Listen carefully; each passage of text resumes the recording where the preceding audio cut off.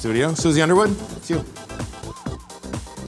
Thank you, Cam. I'm here with Andrea, and Andrea's written a wonderful book called My Diabetic Soul, and Andrea has had juvenile diabetes. Yes. And you've lived with that for years and years and years, and I would like to ask you, this book is fantastic because it talks about your pregnancy, it talks about everything that you've had to go through, and which I think is fantastic. And I think that what we don't understand is that there are so many children out there with juvenile diabetes. Yes, and it's growing. It is now a pandemic, and that word pandemic means that it is around the world and it is uncontrolled.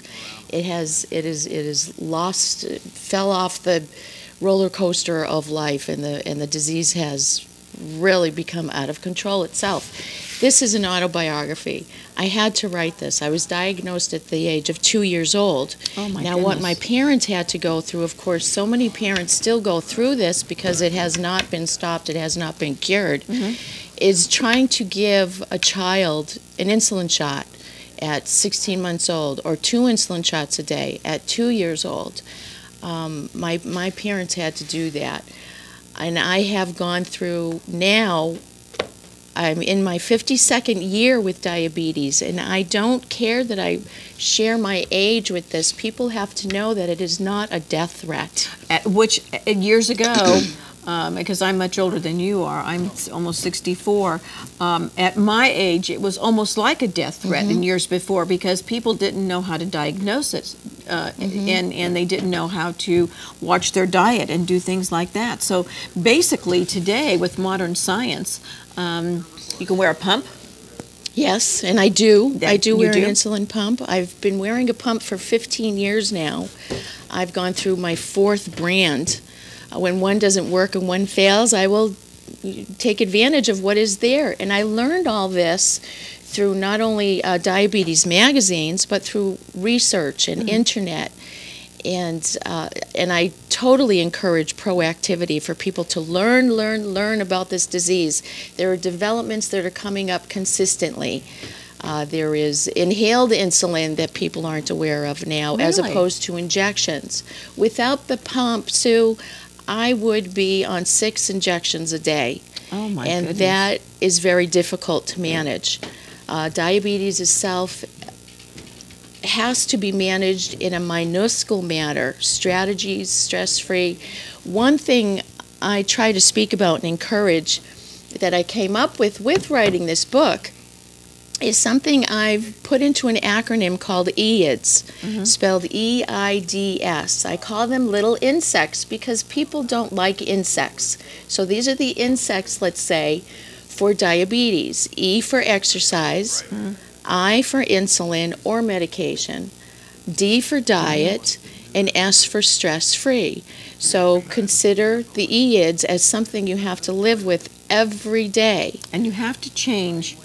The whole family has to change the way they eat. It's Yes, I agree. basically the easiest thing to do. Stay away from white things. Anything carbs and sugar, obviously, is bad for you.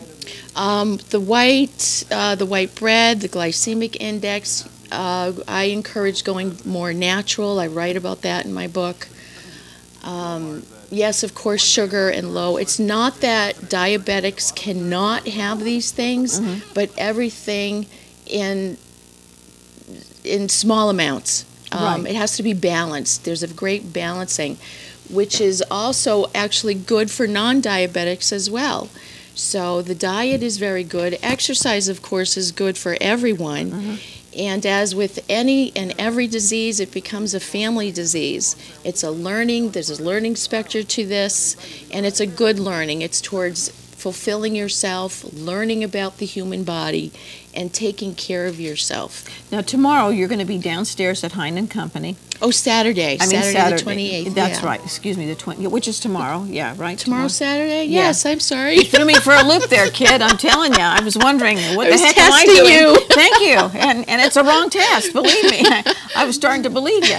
But it's very important for parents. Come on down and get this book and talk to Andrea and to find out, because what were some of the symptoms that parents should look for?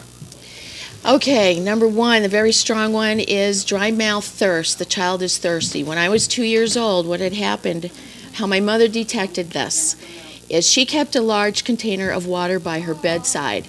And as a 2-year-old, I would go in there, and she said I would lift the pitcher up and I would get all wet because I was drinking constantly out of the pitcher. Then I would run to the kitchen, I would pull the drawers out of the cupboard, and I would climb the doors to the cookie jar, and I would gouge myself on the Oreos. And she caught me, and no, that's not right. You know, something's going on here.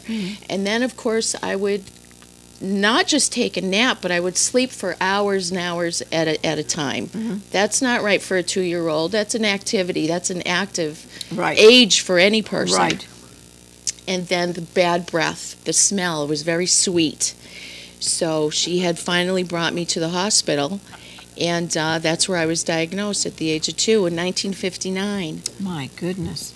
Well, I want everybody to get down there tomorrow, please, from 1 to 4. Speak to Andrea and pick up this book. And if you have a child with diabetes, I think it's important to talk to her about the different things. And thank you so much, and I hope you come back. Thank you. And update us. And I'm going to run over to the troublemaker over there. Okay. So very thank you. good. Bye-bye.